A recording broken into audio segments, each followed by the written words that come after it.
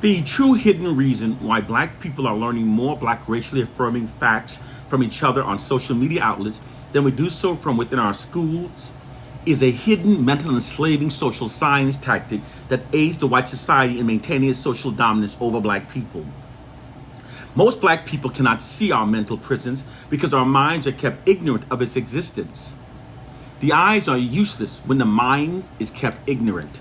Therefore, those who know the truth must teach. African proverb. Education is much more than a matter of developing students' cognitive ability in math and language.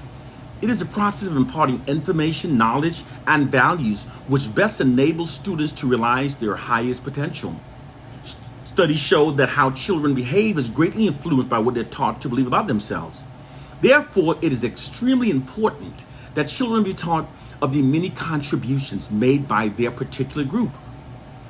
Students can then reference these messages about their particular group to acquire their self-images and assess their potential and capabilities in relation to the information.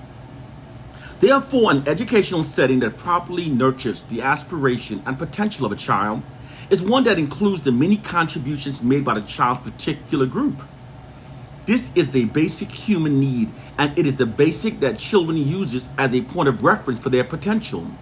It is particularly important for children living under difficult circumstances to know about and be able to identify with members of their group who can help them feel good about being members of the same group. This basic human need is being deliberately withheld from black students during their educational development. In fact, for most black children, their schools are the first places where they first experience the implication that there's something inherently wrong or lesser about being born black. This is because black students are taught that their history began with slavery. Because Africans were illiterate and uncivilized before the enslavers invaded Africa. And so therefore we have no significant history. However, the truth is the exact opposite. Africans are the first to build in stone and to smelt metal. Africans invented the wheel, paper, the calendar, the concept of 24 hours in a day. The world's oldest university, library, manuscript, encyclopedia, human prosthetic, mathematical tools, medical tools are all located in Africa. And the world's largest wall ever built is not the Great Wall of China. It's actually the Great Wall of Benin in Nigeria. It's 4 times larger than the Great Wall of China. And long before Caucasians invaded Africa, it was Africans that civilized Europe. Africans introduced science, writing, math, and philosophy to Europe. Greeks' first scholars all openly admitted that they were educated by Africans. Africans also introduced hygienic practices such as shaving, the use of toothpaste, deodorant, and even a daily bath to Europeans. Black students are also being miseducated during the education development to believe that our racial group are the leeches of society that haven't invented much throughout history. The hidden truth is the exact opposite. After slavery was abolished in the U.S. in 1865, beginning between 1870 through 1940, African Americans submitted 726 invention patents to the U.S. Patent Office. Not only is this extraordinary in such a short time span following slavery, being denied education and receiving no reparation, it also more than doubled the number of patents submitted by white people during the same time period. This invention scenario of black people outpacing whites in producing invention has never stopped. It's merely being concealed through a white society's monopoly over information. The hidden reality is that in spite of cultural traumas wrought by the injustice of slavery and white racism, most inventions that have revolutionized the world were in fact either invented by black people or were directly inspired by early inventions by black people.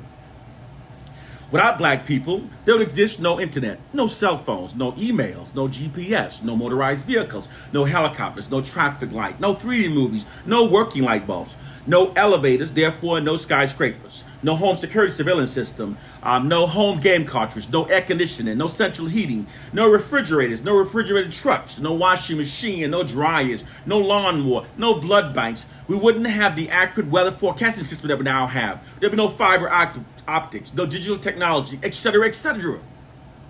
When a well-packaged web of lies has been sold gradually to the masses over generations, the truth will seem utterly preposterous and its speaker will appear to be a raving lunatic.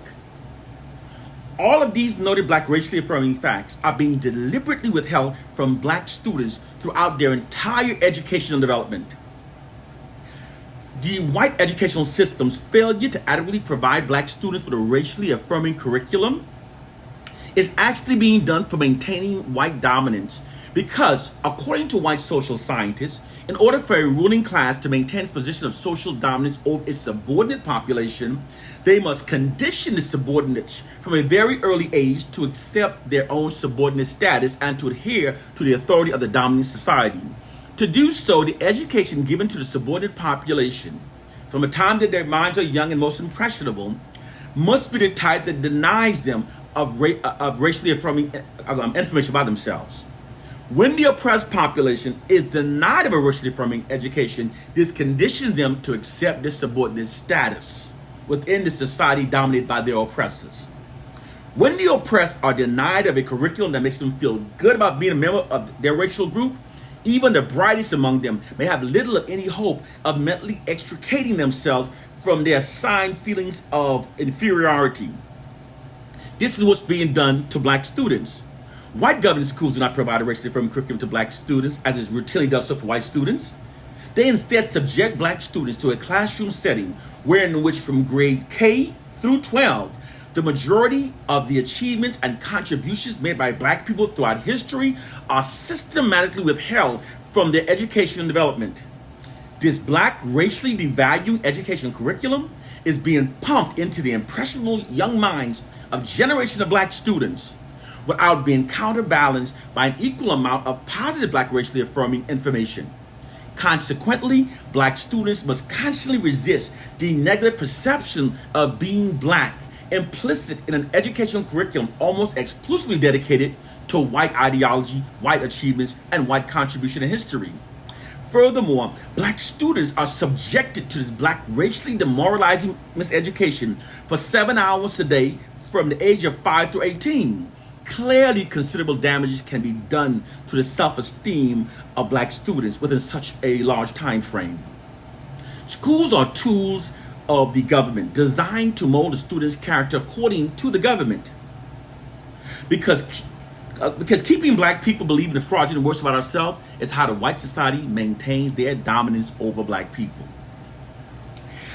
If you make a man think that he is just an outcast, you do not have to order him to the back door. He will go without being told. And if there's no back door, his very nature will demand one.